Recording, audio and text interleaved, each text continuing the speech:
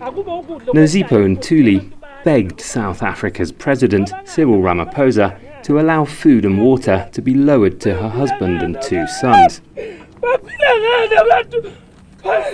She says they're among the hundreds of informal miners trapped in a disused gold mine.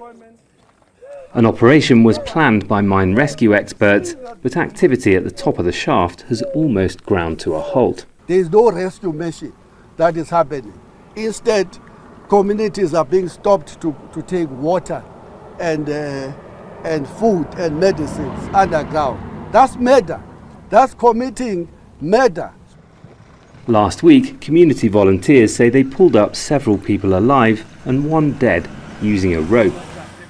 Police have since said a court ruling means the volunteers can no longer be allowed on the site.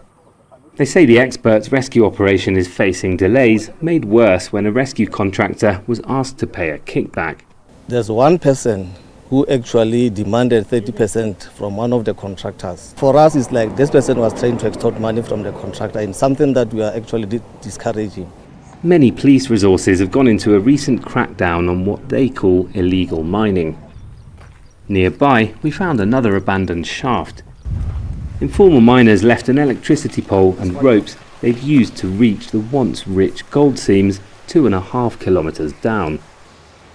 Some of them say it's common to find people's bodies below, some who've fallen and others who've been thrown in by the armed gangs that control much of South Africa's multi-million-dollar illegal mining business.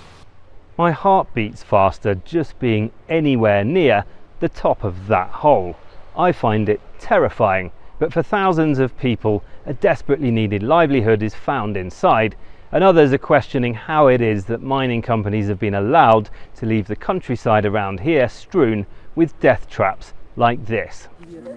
Union leaders and rights groups say the government's soft on mining companies and hard on the impoverished communities they left behind. The order is meant to facilitate the rescue. At the moment, they're using it to stop the rescue. They appealed to the site police commander for the volunteers to be allowed to deliver food. A call was made up the command chain, but to no avail. President Ramaphosa has called the site a crime scene. Nozipho went home, wondering if her husband and her sons will ever come home again.